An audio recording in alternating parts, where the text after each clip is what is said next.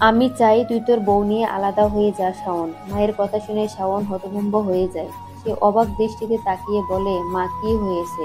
রূপা তোমার সাথে খারাপ আচরণ করেছে? তোমাকে কষ্ট দিয়েছে? তুমি রূপার উপর রাগ করে আমাদের আলাদা হয়ে যেতে বলছো? রূপা তোর বউ, তোর দায়িত্ব, তোর ভালোবাসা। বউরে সম্মান ভালোবাসা না দিলে সংসার জীবনে সুখের হবে না তোর। তাই কিছু না তাই কিছু না জেনে সব কথায় বউয়ের দোষ খোঁজার চেষ্টা করিস না শাওন। এটা খুবই খারাপ গুণ। কথাগুলো বলে মা শাওনের দিকে শান্ত চোখে তাকায়। শাওন কিছুটা লজ্জা পায়। তার মা তাকে শান্ত কণ্ঠে বলে, রূপা খুব ভালো মেয়ে, ও কিছু করেনি। তাহলে আমাদের আলাদা হয়ে যেতে বলছো কেন? শাওন কথাটি জিজ্ঞেস করে উত্তরের আশায় মায়ের দিকে তাকিয়ে আছে। তার মা একটা দীর্ঘশ্বাস ফেলে বলে, তেমন কিছু না। আমি আসলে তোর বাবার সাথে একা থাকতে চাই। জয়েন্ট ফ্যামিলি হওয়ায় তোর বাবার সাথে একা কখনো সংসার করা সম্ভব হয়নি। কিন্তু আমার খুব শখ ছিল তার সাথে একা সংসার করব। একটু এই আনন্দের অনুভূতি কেমন সেটা অনুভব করব। কিন্তু তা কখনো হয়নি। আগে শ্বশুর শাশুড়ি ননদ দেবর এদের জন্য হয়নি। এখন এই বয়সে এসে তোর এবং তোর বউয়ের জন্য হচ্ছে না।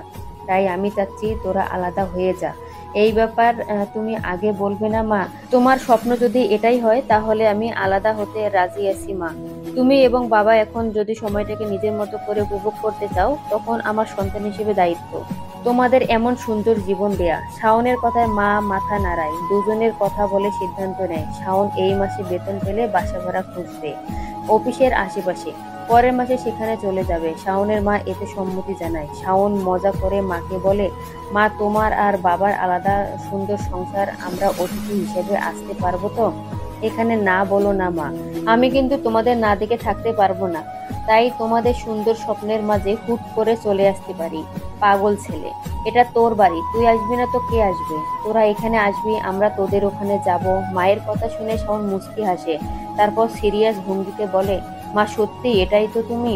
তোমার এবং বাবার একার সংসারের স্বপ্ন পূরণ করার জন্য আমাদের আলাদা করে দিচ্ছ? মা কিছুটা হস্তকিয়ে যায়।